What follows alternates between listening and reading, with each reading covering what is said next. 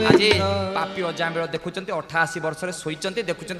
चारिटा डेंगा डेंगा लोक उच्च पुरुष देखापी भयंकर आउ केमिति ना वक्र बदन मुहार बंका बंका मुह लंबा लंबा दात यही समय पापी अजामिल डरी डरी सान पुओ को डाकुची कौन